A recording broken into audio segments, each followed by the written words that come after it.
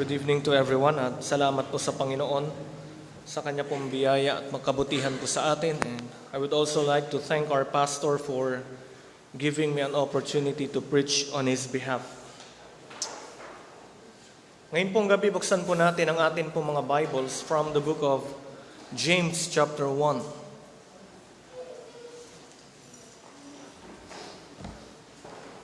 James chapter 1 verse number 17 up to verse 18.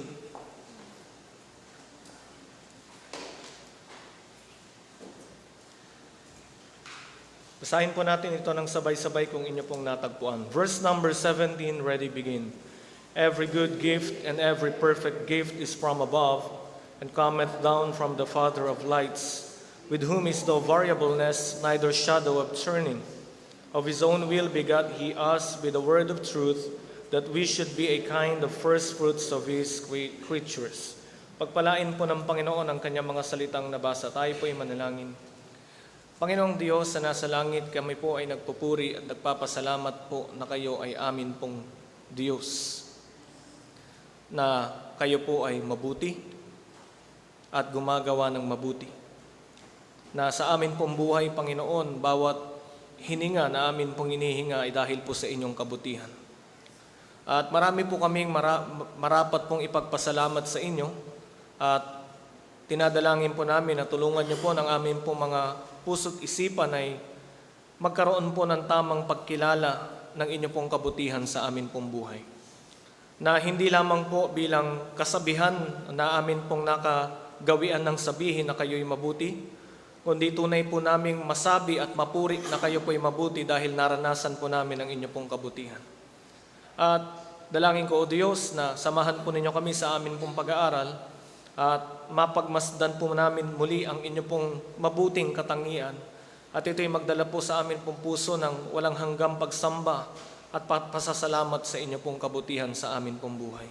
Pinupuri po namin kayo, O Diyos, lalong-lalo na po sa kabutihan po ninyo sa amin pong iglesia. Ito'y aming dalangin sa pangalan ni Jesus. Amen. You may now be seated.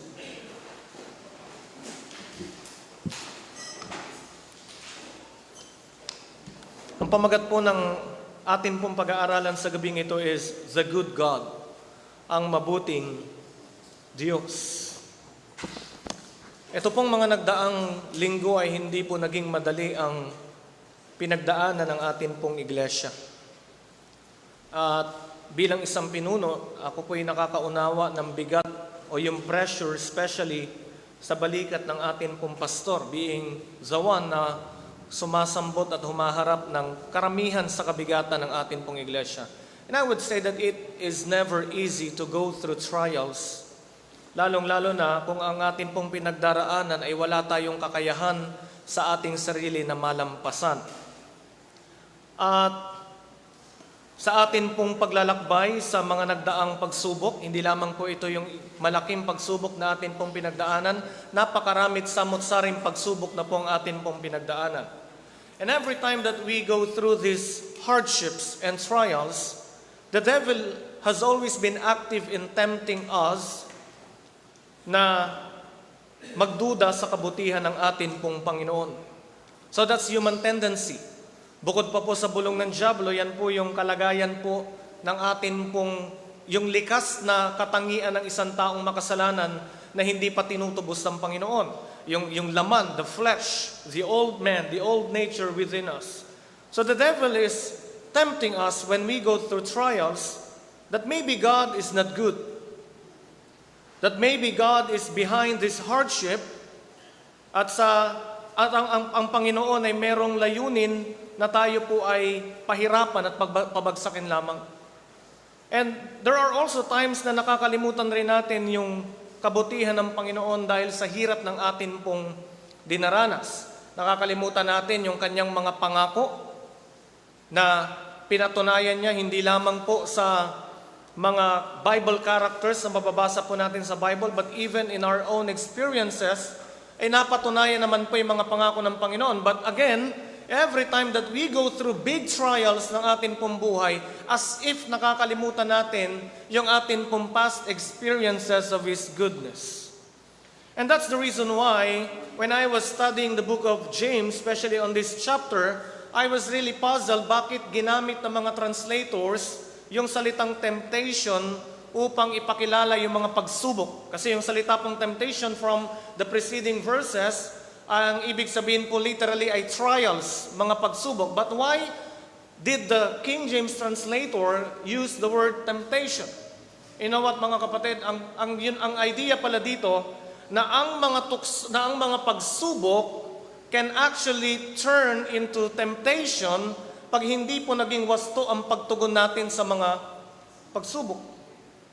Kaya later on, mababasa po natin na klinaro po ni James na ang tukso hindi nanggagaling po sa atin pong Panginoon. Now, ang context po in the book of James, ito po yung mga mananampalataya na nagsipangalat dahil po sa pag-uusig sa kanilang pananampalataya. At yung kanila pong kahirapan na dinaranas ay hindi po napakadali. Hindi po pinag-uusapan lamang dito na sila po'y mawawala ng bahay-sambahan. Ang mga pagsubok na kanila pong dinanas ay may kinalaman maging sa kalagayan po ng kanilang kaligtasan physically. Pwede silang mabilanggo, mawala ng kalayaan, ang iba sa kanila ay pinapatay, pinahihirapan. So it was not easy for them bilang mga mananampalatayang Hudyo, and so James wrote a letter to encourage them na ibilang nilang kagalakan ang bawat pagsubok o na pinapadala sa kanila. Kaya po dito mga kapatid, nais po ng atin pong Panginoon through this letter na atin pong pag-aaralan na makilala natin sino ba ang ating Diyos. Tunay ba na ang Panginoon ay mabuti kahit tayo po'y naghihirap? Kasi sometimes it's hard to reconcile being mga tao na paano magiging mabuti ang Panginoon na nahihirapan ako. So, salamat po na ang Panginoon ay nagbigay sa atin ng klaro at ng katotohanan na dapat po nating maintindihan sino ba ang atin pong Panginoon.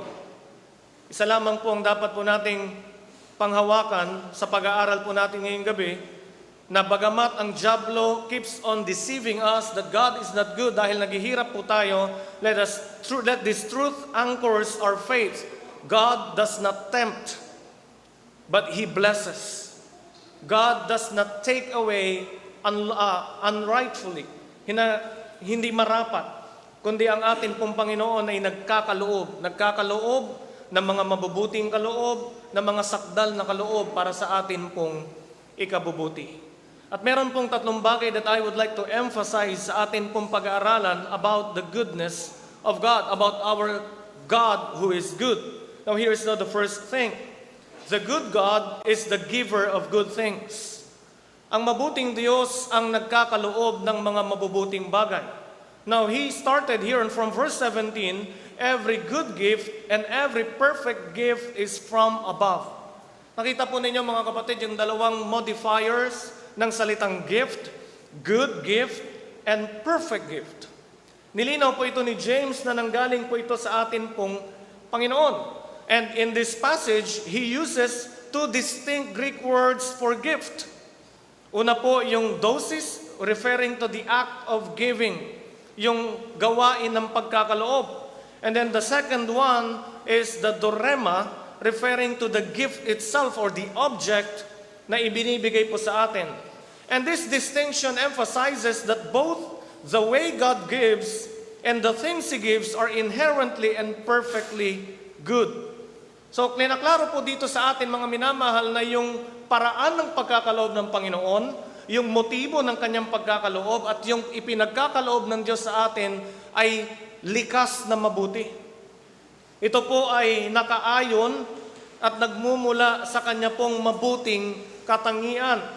Unlike human motives that may be flawed or conditional, kagaya halimbawa ng mga politicians. Doon po sa Kabanatuan, meron po kaming dinadaan ng isang lugar na for so many years ay lubak talaga. Simula nung napunta po kami doon ay talagang lubak lagi. Pag dumaan ka doon, rough road na matindi.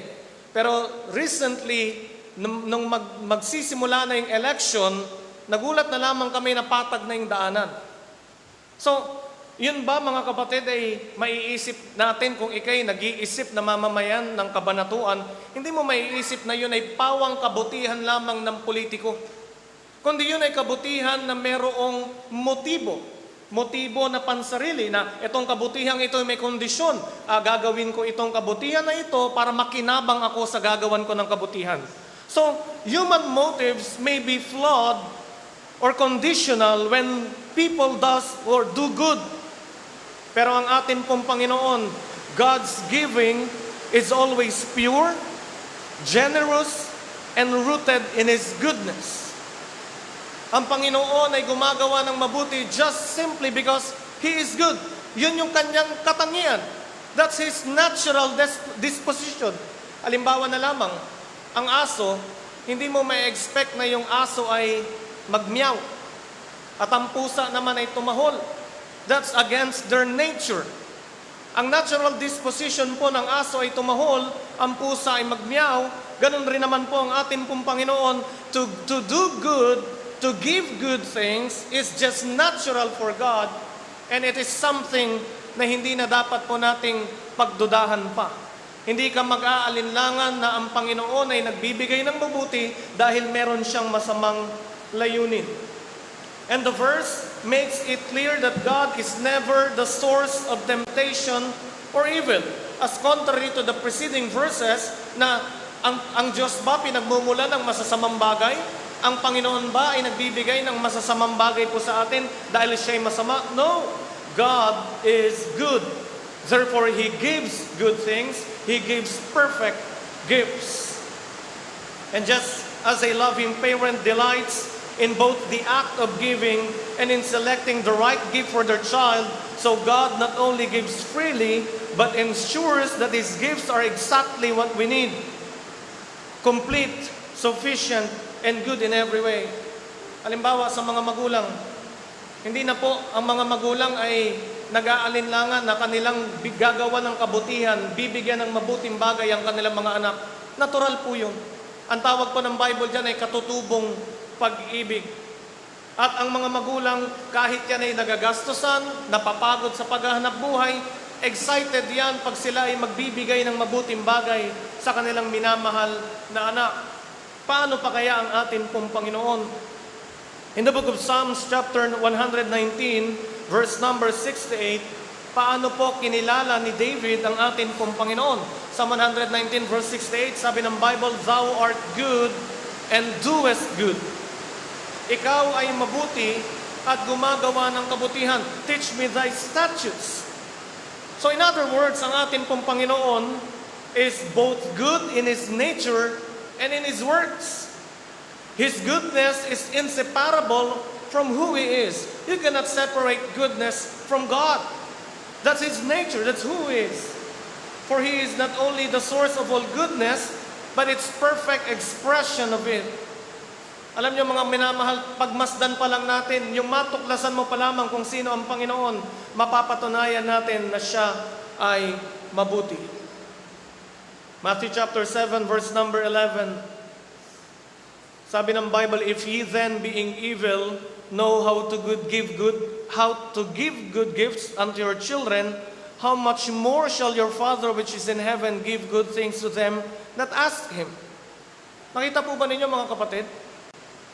Alam po ninyo, honestly, kahit ako nung ang ating pong pastor ay nagpapatotoo na dahil sa malaking pagsubok na ito ay nakaramdam siya nakalimot siya sa mga pangako ng Panginoon. Honestly, sa akin po mga kapatid, personally, ay mayroon rin pong ganyang tukso. Marinig ko pa lamang, ganito kalaking kailangan bayaran, ito yung kakayahan ng ating church. So there was really a strong temptation even for me na hindi ko na po problemahin yan kasi bakit? Settled naman kami sa kabanatuan Tignan niyo yung laro ng diablo mga kapatid. Isipin ko, ba't ako problema yung lupa sa kabanatuan, bayad na, may bahay kami doon. So pwedeng kahit hindi na ako mangamba, hindi na ako mabahala, hindi na ako manalangin. Pero hindi po yun ang nais ng Panginoon sa atin. Maaring marami rin sa atin ang nagduda, malalampasan ba namin ito? Saan namin kukunin ang pambayad sa napakalaking bayaring ito? At itong pagkakataong ito mga kapatid, actually crucial po sa atin whether yung pagsubok will turn into temptation kung magiging mali ang atin pong pagtugon sa mga pagsubok na ito? Nalimot na ba natin ang ating Panginoon ay Ama natin na napakabuti, na higit pa sa kabutihan ng mga tao, ang Panginoon ay magbibigay ng mabubuting bagay sa kanilang humihingi sa Kanya? And I would like to encourage you mga kapatid, not only to know that God is good, to understand that He is good, but to experience His goodness sa atin pong buhay. Ang regalo po mga kapatid is being given. Sabi ng Bible, every good gift and every perfect gift is from above. When we receive gift, it's not just for us to know that we are receiving good gift. It is not for us to understand, just to understand na tumatanggap tayo ng mabuting bagay. We are receiving good gifts because we are to experience it. At sabi dito po ng Bible, in Psalm 34 verse 8, "O taste and see that the Lord is good." Tikman daw po natin, let us experience and see that the Lord is good. Kaya, doon pa lamang po sa pasimula ng problema, ito na po yung pangako ng Panginoon po sa atin.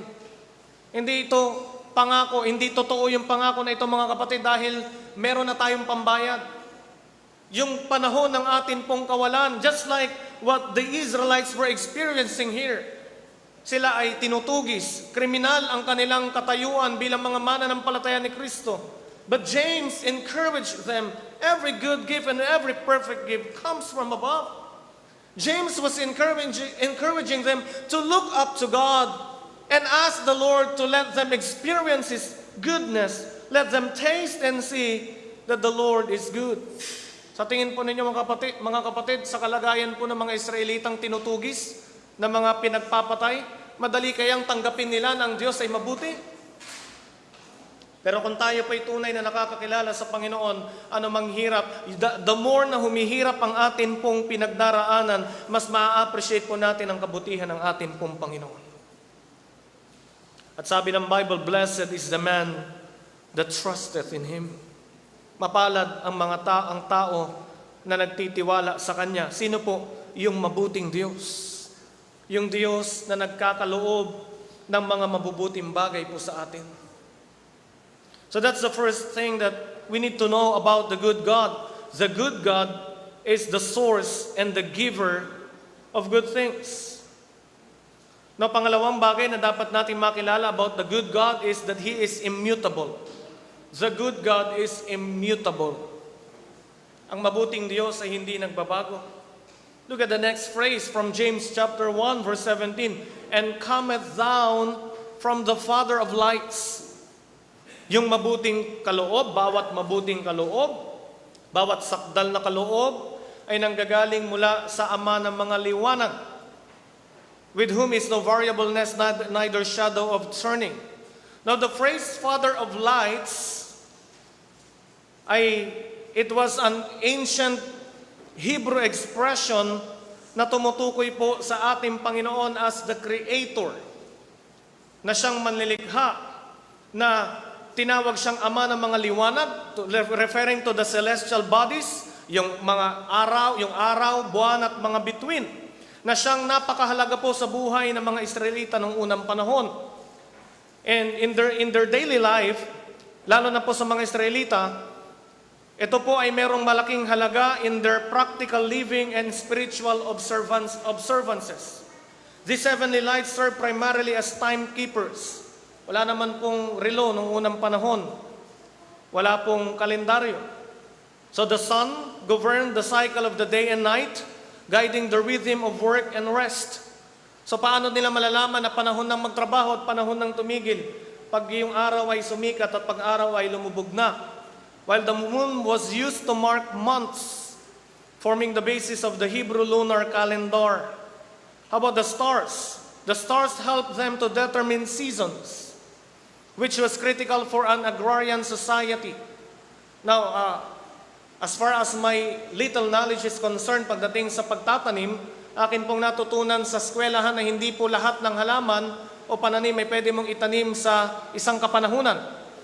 Pero nabanggit nga ni Pastor Tim nung kami pumunta ng Bukidnon na natutunan na ng mga Bisaya, ng mga taga Mindanao na magtanim, magkaroon ng bunga yung kanilang pananim ng mga durian all throughout the year.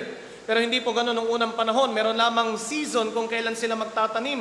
Na paano nila malalaman yon without the calendar? Paano nila malalaman yon without yung mga makabagong teknolohiya na meron po tayo to determine the seasons? Ang ginagamit po nila ay yung mga celestial lights na nilikha ng atin pong Panginoon. So their agricultural life, ito po yung pangunahing hanap buhay ng mga Israelita at maging yung pangingisda na nakadepende rin doon sa kapanahunan ng mga mangingisda. Ito po ay mga signals na inilagay ng Panginoon in heaven para tulungan sila sa pang-araw-araw na buhay. Genesis 1:14, sabi ng Bible, "Let there be lights in the firmament of the heaven to divide the day from the night, and let them be for signs and for seasons, for days and years." So this verse gives us the importance ng mga bagay na ito na nilikha ng Panginoon to help them. How about in the religious life? The new moon marked the beginning of each month and was often accompanied by special offerings. We can find it in Numbers 28:11. And the timing of major feasts such as Passover was based on lunar cycles. So ito po yung mga major feasts and events in Israel na inutos ng Panginoon na they had to observe. So paano nila masusunod yung utos ng Panginoon kung hindi nila malalaman kailan nila gagawin? Kaya ito pong mga celestial bodies, yung mga liwanag na binabanggit, ay mahalaga po even in their religious life. The Sabbath day was also governed by weekly rhythm established by the sun. Kagaya pa ng sinabi in Psalm 104 verse 19, "He appointed the moon for seasons, the sun knoweth his going down." And then additionally, the stars were used for navigation. Lalo na yung mga pastol, travelers, and nomadic peoples. The position of the stars gave direction during long journeys at night, making them a reliable tour for orientation. Gaya nga po nung tinatawag na Northern Star. Wala naman silang compass ng unang panahon. Pero paano nakakapaglakbay ang mga manlalakbay sa pamamagitan ng pagsunod sa mga bituin. Now, however, unlike surrounding pagan cultures who worship the sun, moon, and stars, the Israelites were strictly forbidden to do so. Deuteronomy 4:19, God warns them, "Unless thou lift up thine eyes unto heaven, and when thou seest the sun, and the moon, and the stars, shouldest be driven to worship them." So nakita niyo mga kapatid na bagamat napapakinabangan po nila ito, by the way, that was the concept in the pagan religion, anything na pinanggagalingan ng buhay, anything na nakakatulong sa kanila to survive every day, ay kanilang sinasamba. But that practice was forbidden by God sa kanyang bayan. Instead, Israel was called to worship the Creator, the Father of these lights, not the creation. Yes, the celestial bodies, though magnificent and useful, were servants of God's purpose, not objects of adoration. Kaya nga po mga kapatid, dito po'y pinaalalahanan po tayo, sino yung dapat na atin pong pagbalingan ng pagpupuri. Hindi yung mabubuting kaloob na ating binigay.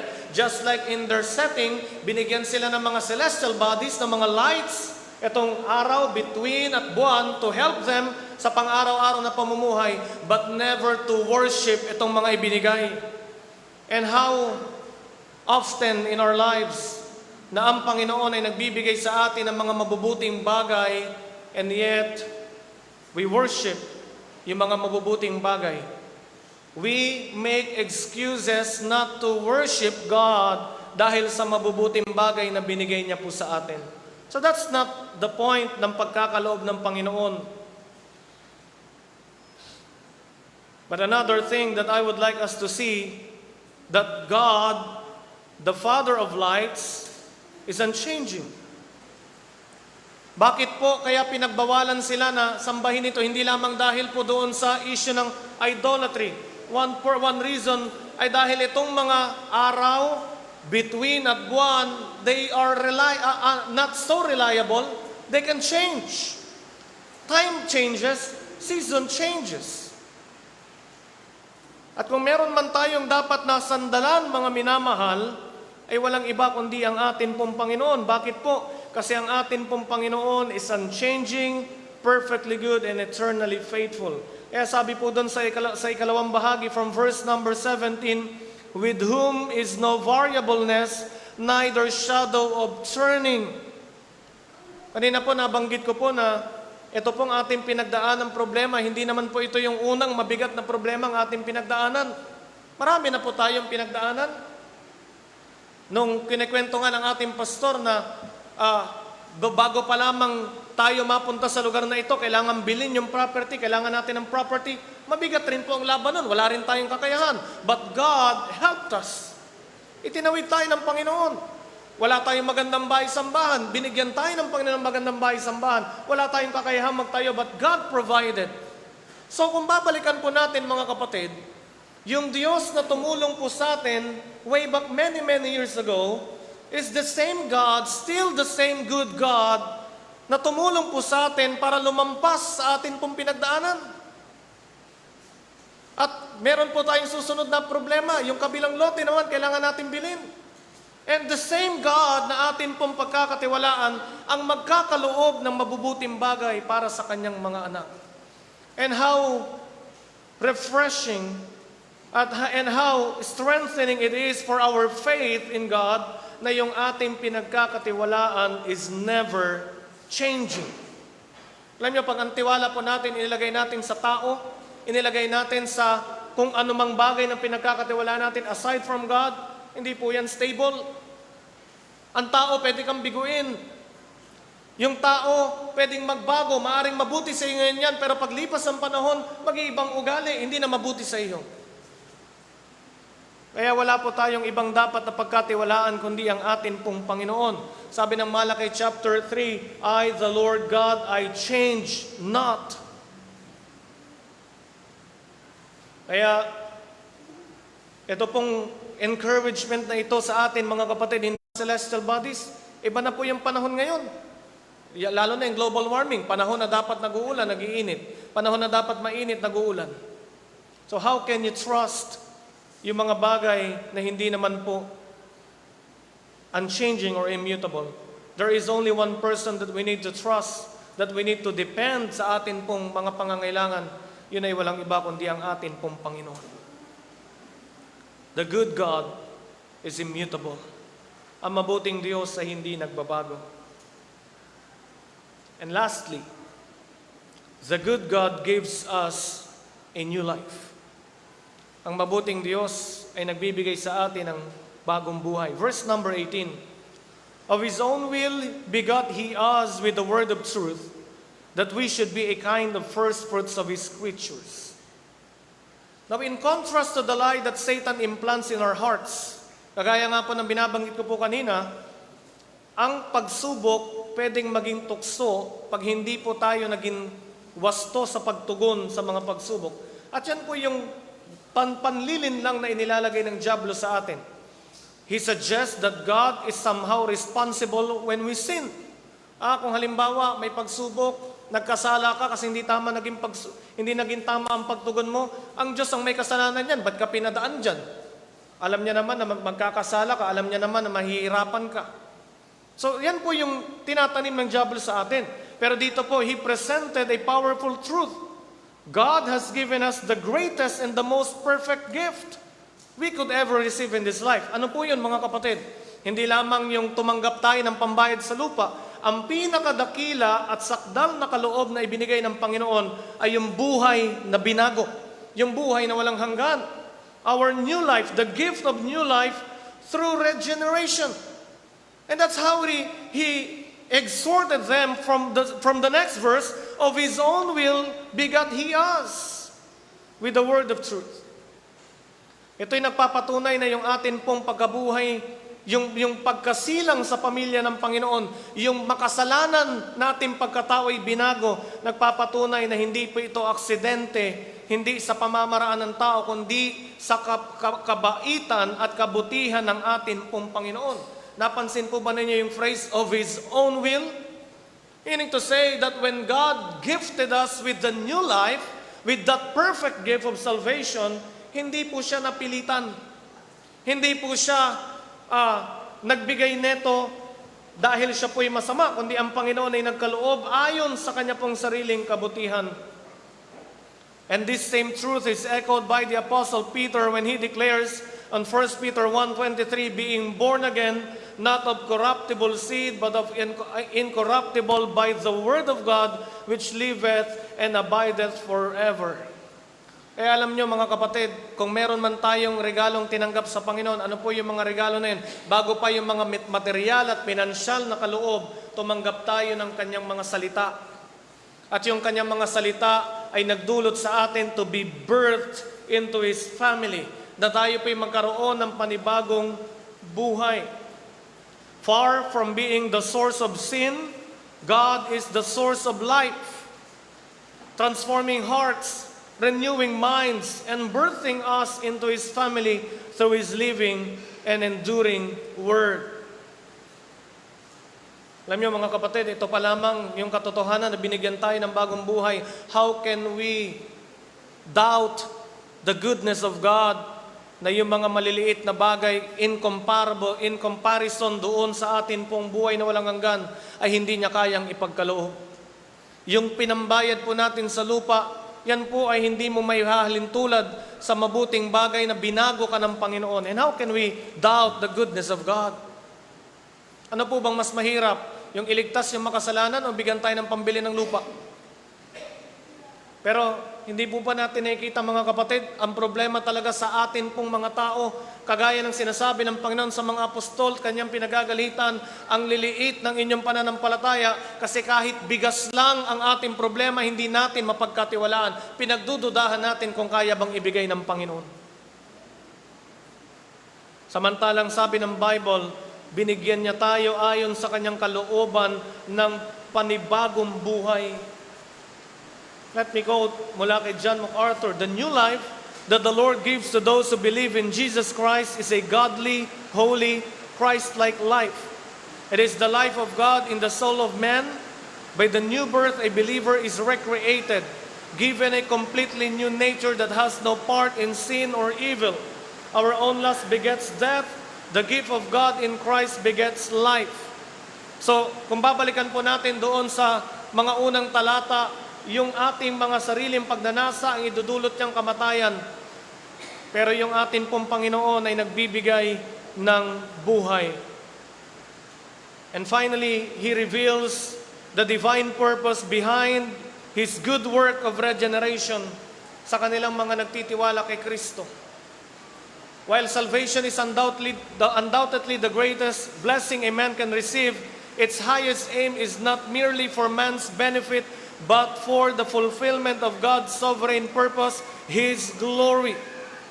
Now, ang totoo po mga kapatid, tumanggap tayo ng kaligtasan being the highest gift, the greatest gift na pwede nating matanggap. Pero ano po ang layunin? Bakit binibigyan tayo ng Panginoon ng mabubuting bagay, ng kaligtasan? Hindi lamang para sa ating pansariling pakinabang, but the ultimate aim is His glory. Kaya sabi dito ng Bible, in the next phrase, a kind of first fruits of His creatures. Nakita po ba ninyo yan mga kapatid from verse 18? Of His own will begot He us with the word of truth, that we should be the kind of first fruits of His creatures. Upang tayo po ay maging mga unang ani ng kanyang mga nilikha. What does it mean? It recalls the language from the Old Testament, from Leviticus 23 verse 10 and 11. Sabi dito ng Bible, ano ba yung sinasabi ng Panginoon patungkol sa first fruits, yung unang ani? "Speak unto the children of Israel, and say unto them, when ye come into the land which I give unto you, and shall reap the harvest thereof, then ye shall bring a sheaf of the first fruits of your harvest unto the priest, and he shall wave the sheaf before the Lord to be accepted for you." So, automatic po ito sa lumang tipan, yung unang ani ng kanilang ani ay dadalhin po nila doon sa high priest, at ito po ay ialay sa atin pong Panginoon. The first fruits represented the first and choicest portion of the harvest. Ito yung pinakamaganda. Ito yung top quality ng ani. It signifies both gratitude and trust in His provision. Abay, mahirap nga naman na yung unang ani mo, nag-invest ka dyan, tapos ibibigay mo sa Panginoon. Kaya dito po masusubok yung kanilang pagpapasalamat na ang Diyos ay nagbigay ng ani at ang Diyos ay magkakaloob kahit sila ay magbigay sa Panginoon. Hindi po ba yan rin ang hamon po sa atin when we give? Sometimes we think, pag ako'y nagbigay, anong akin? But you know what? Every time that we have the opportunity to give, to partake in the Lord's work, that's how we can exercise our gratitude to God and trust in His provision. Kaya, kahit ang mga magsasaka might be tempted to retain that early yield in the fear of future loss, the Lord required that the first and best be given to Him. So kagaya lamang rin po mga kapatid sa mga anak ng Panginoon, the redeemed, the new birth believers, the born again believers are the first display of His new creation. Kagaya ng unang ani, binukod sa Panginoon, tayo pong mga inani ng Panginoon ay dapat ibukod sa Kanya. Our lives must be consecrated to Him and meant to reflect His glory. So we receive good gifts from God. So dito po sa tinutukoy ni James, it's the new life, the regenerated life, yung bagong buhay. At ang layunin po neto, like the first fruit, is to give glory to God. So God's goodness is being given to us to display to the world that God is good. It is the testament na ang Panginoon ay mabuti.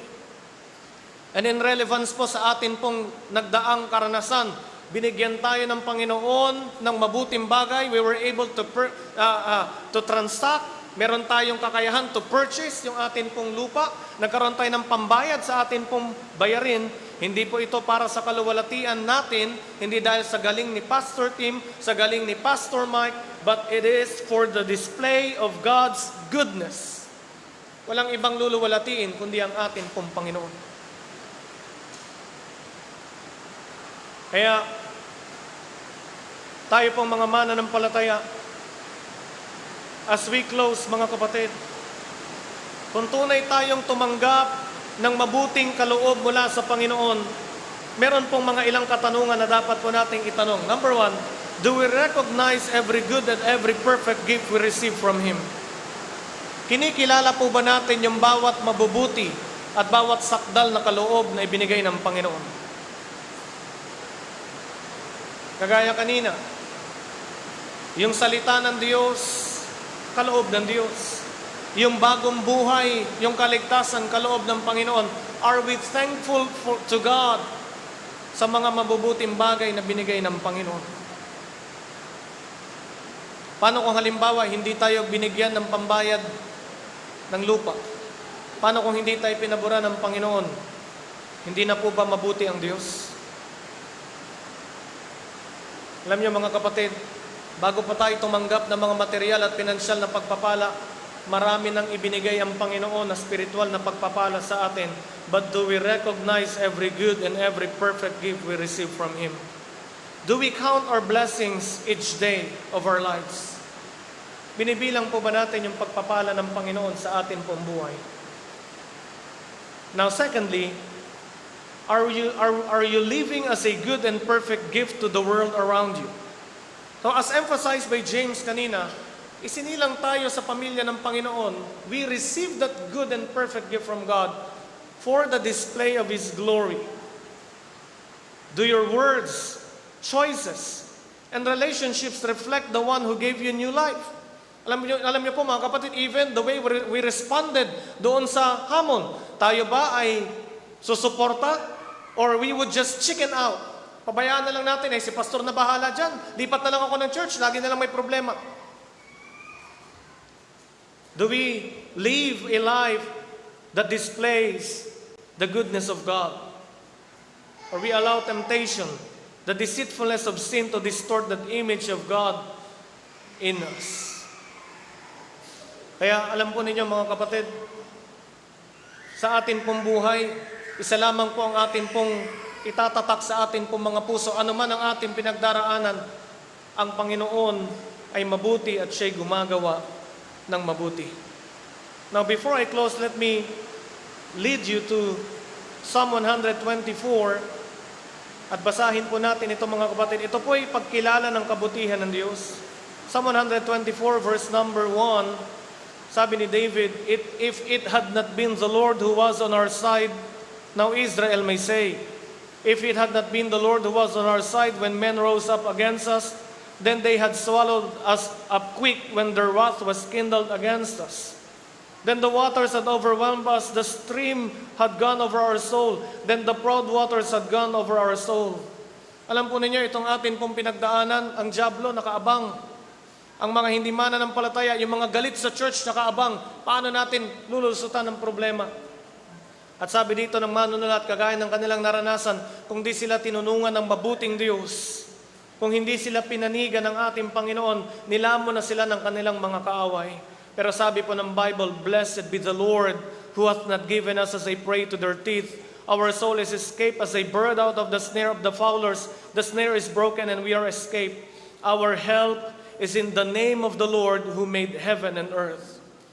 Mapalad po tayo ng ating tulong ay nasa pangalan ng Panginoon na lumikha ng langit at lupa. Bakit po? Kasi yung Diyos na atin pong tinawagan at tilapitan ay mabuting Diyos at gumagawa ng mabuti. Kaya sa gabi po ito mga kapatid, purihin po natin ang Panginoon sa kanyang kabutihan. Tayo pong lahat ay pumikit at manalangin. Panginoong Diyos na nasa langit, salamat po sa inyong kabutihan sa amin. Salamat Panginoon na kayo ang pinagmumulan ng lahat ng mabubuting bagay, na maging ang pagsubok na amin pong dinanas, hindi po ninyo pinayagan na maranasan namin ito dahil gusto nyo po kaming sirain. Kundi ito'y pinadala po ninyo upang kami tumibay, matutong magtiwala na kahit kami nahihirapan, kilalanin namin na kayo po ay mabuti. Madalangin ko po, tulungan nyo rin po kami sa amin pong buhay na mahayag ang inyong kabutihan sa pamamagitan po ng buhay na binago, ng buhay na makapagbibigay ng kaluwalhatian at kaluguran po sa inyo. Salamat po Panginoon sa lahat ng inyong pagpapala at kabutihan sa amin. Ito'y aming dalangin sa pangalan ni Jesus. Amen.